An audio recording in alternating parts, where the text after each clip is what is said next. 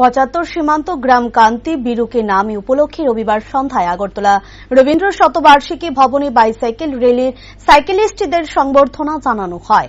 উপস্থিত ছিলেন আগরতলা পুর নিগমের মেয়র দীপক মজুমদার সহ অন্যান্যরা। বক্তব্য রাখতে গিয়ে মেয়র বলেন, প্রধানমন্ত্রী নরেন্দ্র মোদীর এই মহতী উদ্দেশ্যকে সামনে রেখে ৭৫টি গ্রামের মানুষদের সাথে জনসংযোগ করা এবং তাদের রাষ্ট্র চিন্তা ভাবনা সম্পর্কে অবগত করা। এমনকি রাজ্যের 2018 সালে বিজেপি সরকার প্রতিষ্ঠিত হওয়ার পর প্রায় 500 জন স্বাধীনতা সংগ্রামী মহান ব্যক্তিরা সরকারের সঙ্গে সংঘবদ্ধ হয়েছে, যা বিগত দিনে রাজ্য এবং দেশের ক্ষেত্রে কোনো দিনই হয়নি বলে মতামত ব্যক্ত করেন তিনি। অন্যদিকে তিনি আরো বলেন, প্রধানমন্ত্রী দেশের দায়িত্বভার নেওয়ার পর সর্বদাই দেশের মহান ব্যক্তিত্বদের প্রতি সচল মনোভাব এবং দায়িত্বের সহিত তাদের সংবর্ধনা জানিয়েছেন বিভিন্ন অনুষ্ঠানে। প্রশ্ন থাকবে বা অনেকের কাছে যে ৭৫টি সীমান্ত গ্রাম কেন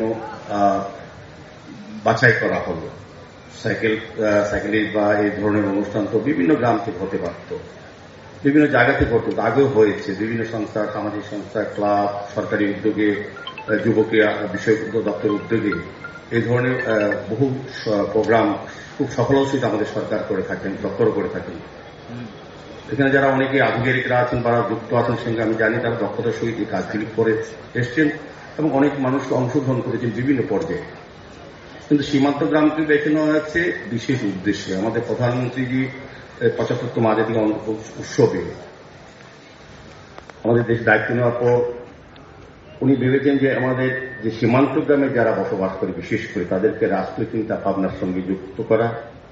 পাশাপাশি সীমান্ত আমাদের, আমি সুবোধর সঙ্গে আলোচনা বলেছেন, আমাদের রাজ্যে স্বাধীনতা আন্দোলনের সঙ্গে 400-500 জন স্বাধীনতা সংগ্রামী আমাদের অংশগ্রহণ করেছেন, যাদেরকে আমরা অনেকটা জানি না বা জানার চেষ্টা অত আগে হয়নি। আমাদের এই সরকার আসার পর বা ভারতবর্ষে মোদীর সরকার আসার পর যারা রাষ্ট্র গঠনে, সমাজ গঠনে, রাষ্ট্রীয় চিন্তা ভাবনা যখন দেশ সমাজকে এগিয়ে নিয়ে গেছেন, তাদেরকে ফোকাস করার দায়িত্ব আমাদের মোদীজি নিয়েছেন, আমাদের রাজ্যের সরকার নিয়েছেন।